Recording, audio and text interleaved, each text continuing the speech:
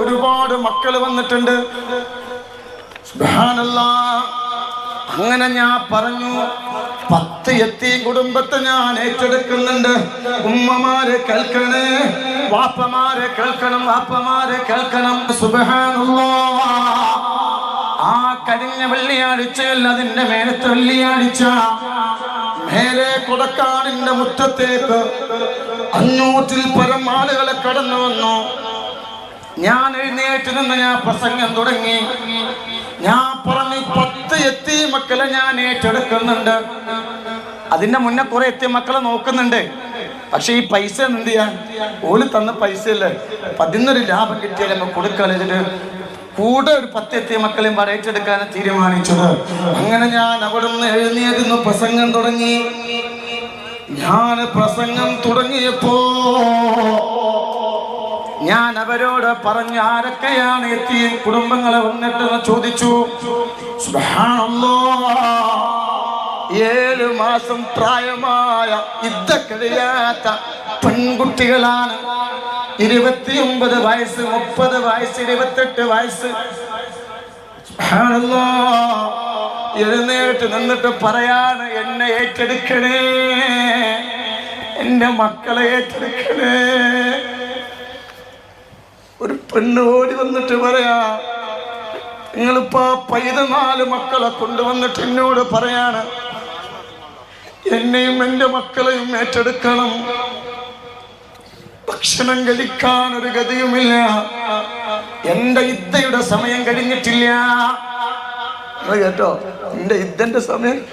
ഞാൻ പറഞ്ഞു, അങ്ങനെ പുറത്തിറങ്ങാൻ പാടില്ല. ഇല്ല തങ്ങളെ, എന്താ ചെയ്യാ? എന്തെങ്കിലും കിട്ടിയാല്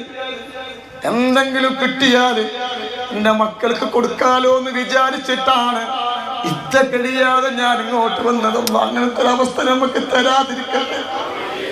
7 മാസം പ്രായമുള്ള കുട്ടിനൊക്കത്തി വെച്ചിട്ട് വന്നിട്ട് പറയാ, ഇന്നെ മക്കൾ, ഇന്നെ ഏറ്റെടുക്കണ്ട, മക്കളെ ഏറ്റെടുക്കണ്ട. അല്ലാഹു കാക്കട്ടെ. അങ്ങനെ ഞാൻ എന്ത് കാട്ടിയാലോ, ഞാൻ ഓരോരുത്തരെ വിളിച്ചു. ഞാൻ ചോദിച്ചു, എൻ്റെ ഭർത്താവ് എങ്ങനെ മരിച്ചത്? ഒരു പെണ്ണ് പറയാ, വൈകുന്നേരം എൻ്റെ പെണ്ണ് എന്ത് സാധനങ്ങൾ വേണ്ടേ, ഇന്ന് അരി സാധനം വാങ്ങിക്കോളി, കുട്ടികൾക്ക് മുട്ടായി വാങ്ങിക്കോന്ന് പറഞ്ഞിട്ട് പോയതാ. വാർപ്പിന്റെ മേലെന്ന് വീണ് മരിച്ചു. അല്ലാഹു കാക്കട്ടെ. വേറൊരു സഹോദരൻ ചോദിച്ചു, നിന്റെ മക്കൾ എങ്ങനെ? അവരെ കൂട്ടുകാർ തല്ലിക്കൊന്നു. വേറെ ആളോട് ചോദിച്ചു, എങ്ങനെ? ബൈക്ക് ആക്സിഡന്റിൽ മരിച്ചു. ഞാൻ പറഞ്ഞു, കേസ് നടത്തിയ പൈസ ഇട്ടൂലെന്ന്, ലൈസൻസ് ഇല്ല. അങ്ങനെ ഞാൻ ഓരോരുത്തരെയും ഞാൻ എന്താക്കി, ഓരോരുത്തരെ എഴുതിയെടുത്തു. സുബ്ഹാനല്ലാഹ്. 22 കുടുംബം എങ്ങനെ നറുക്കിടുക? എങ്ങനെ നറുക്കിടും? 22 കുടുംബവും. അതിലൊരു പെണ്ണിനോട് പറയാം, എൻ്റെ മാപ്പിളം മരിച്ചിട്ട് 7 മാസമായിട്ടോ, ഞാൻ എൻ്റെ കുട്ടികൾക്ക് പെരുന്നാൾക്ക് ഡ്രസ്സ് വാങ്ങാൻ പൈസ ഇല്ല, അപ്പൊ സക്കാത്ത് പൈസ കൊടുക്കുമല്ലോ. ഒരു മുതലാളിയോട് പറഞ്ഞിട്ട് എൻ്റെ കുട്ടിക്ക് സക്കാത്തിന് തന്നപ്പോൾ എൻ്റെ കുട്ടിക്ക് ഡ്രസ്സ് എടുക്കാൻ തരുവച്ചപ്പോൾ എൻ്റെ നമ്പർ കൊണ്ടാണ്. അല്ലാഹു കാക്കട്ടെ. ഒരാളെ മുന്നിലും ഇസ്സത്ത് പണയം വെക്കേണ്ട ഒരു അവസ്ഥ തരാതെക്കട്ടെ. ഒന്ന് ആലോചിച്ച് നോക്കാൻ നിങ്ങൾ. 22 കുടുംബം. ഞാൻ എന്താ ചെയ്യാ? അല്ലെങ്കിൽ തന്നെ കുറെ യതീം മക്കളെ ഞാൻ ഏറ്റെടുത്തിട്ടുണ്ട്. ഇഷ്ടംപോലെ യതീം മക്കൾക്ക് വീട് വെച്ച് കൊടുക്കാനുള്ള. അല്ലാഹുവില്ലാത്ത പരീക്ഷണമാണ്, ചെറിയ പരീക്ഷണമല്ല അല്ലാഹു തന്നത്. അല്ലാഹു തന്നത് ചെറിയ പരീക്ഷണമല്ല. നിങ്ങൾക്കറിയോ, കഴിഞ്ഞ വെള്ളിയാഴ്ചയല്ല, അതിന്റെ മേലത്തെ വെള്ളിയാഴ്ച. ശ്രദ്ധിച്ച് കേൾക്കണം കേട്ടോ, നിങ്ങൾ ശ്രദ്ധിച്ച് കേൾക്കണം. ഒരുപാട് ദൂരത്ത് നിന്ന് വന്നിട്ട് ഇൽമിന്റെ സദസ്സാണ്. അല്ലാഹുവേ, ഇൽമിന്റെ സദസ്സ് എന്ന് പറഞ്ഞാൽ റൗളത്തും മിൻ ദിയാഇൽ ജന്ന, അത് സ്വർഗത്തിലേക്കുള്ള ഒരു പൂന്തോപ്പാണ്, അല്ലേ? ഇൽമിന്റെ മജ്‌ലിസ്. അപ്പൊ ഇത് കറക്റ്റ് കേൾക്കണം. നമ്മൾ എന്താണ് ചെയ്യുന്നത്? എത്ര ആക്ഷേപങ്ങളാണ്, എത്ര പേരാണ് കള്ളനെന്ന് വിളിച്ചത്, അല്ലേ? എന്നോട് പറയാം, കല്യാണത്തിന് പോയാലും നൂറെ ഹബീബ് തങ്ങളാണ്, മരണ വീട്ടിൽ പോയാലും നൂറെ ഹബീബ് തങ്ങളാണ്. ബസ്സിൽ യാത്ര ചെയ്ത് കൊടക്കാട്ടേക്ക് ടിക്കറ്റ് എടുത്താല് ബസ്സിന്റെ കണ്ടക്ടർ പറയുന്നതും ഇരുത്തിരിക്കുന്ന ആള് പറയുന്നതും അയാള് കള്ളനാണ്. സുബ്ഹാനല്ലാഹ്, യൂട്യൂബ് തുറന്നാലും എന്നറിയാത്തവർ ഏതോ നാട്ടുകാര് ആരൊക്കെയുണ്ടോ പറഞ്ഞു കൊടുത്തിട്ട് ഒരമണിക്കൂറിൽ ഒരു 10 മിനിറ്റ് മേലെ കൊടക്കാടിന്റെ മണ്ണിൽ ഒന്ന് സംസാരിച്ചാൽ തീരുന്ന പ്രശ്നമേ ഉള്ളൂ. ആരെങ്കിലും എന്തെങ്കിലും പറഞ്ഞു കൊടുത്തത് കേട്ടിട്ട് കള്ളനാണ്. ആലോചിച്ച കാണി. ഇന്ന് മിഞ്ഞാന്ന് 3 ഉമ്മമാര് വന്നു. 3 ഉമ്മമാര്. എന്നിട്ട് ഉമ്മമാരോട് കൊടക്കാട്ടൊക്കെ ടിക്കറ്റ് എടുത്തപ്പോ പറയാണ്, ആ തങ്ങളെടുത്തേക്കായിരിക്കില്ല, അയാൾ കള്ളനാ, പിന്നെ എന്തിനാ അങ്ങോട്ട് പോണെന്ന് വെച്ചു. ഉമ്മമാർ അല്ലാഹു ഉമ്മാക്ക് ആഫിയത്ത് കൊടുക്കട്ടെ. ഉമ്മ പറഞ്ഞ കുട്ടി കള്ളനാണെങ്കിൽ അയാൾ ചെല്ലുന്ന സ്വലാത്തിന് എന്തെങ്കിലും അഭിപ്രായം ചോദിച്ചു. അപ്പൊ ഒന്നും കൊണ്ടില്ല. അപ്പൊ ഒന്നും അന്ന് ടിക്കറ്റ് ഇരുന്നാലോ 3 ടിക്കറ്റ് മേലെ പോയാ. നിങ്ങളൊന്ന് ആലോചിച്ചു, നിങ്ങളെ കുട്ടിന്റെ അവസ്ഥ. മിനിഞ്ഞാന്ന് ദിവസം 2 വെള്ളിയാഴ്ച ഞാനൊരു എത്തിയുമായി വളർന്നവനാ. ഈ പിഞ്ചു മക്കളുണ്ടല്ലോ, എൻ്റെ അനുജന്മാര്, ഓലെത്തിങ്ങാനെ പഠിക്കുമ്പോഴേ എല്ലാ മക്കളെ കാണാൻ ഒരു ഉമ്മമാര് വരും.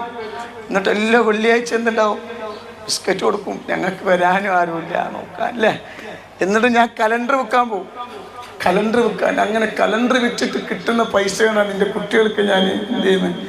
അന്ന് ഞാൻ എന്ത് ചിപ്സാണ്, ശർക്കര ഞാൻ മറന്നിട്ടില്ല. ആരും ഉണ്ടായിട്ടില്ല. അല്ലാഹു ഓലൊക്കെ സന്തോഷം അല്ലാഹു കൊടുക്കട്ടെ. എൻ്റെ അനിയന്മാരൊക്കെ ഒരുപാട് എല്ലാ മാസം റമദാനിന് എത്തിങ്ങാനയില് പിന്നെ കൂട്ടും.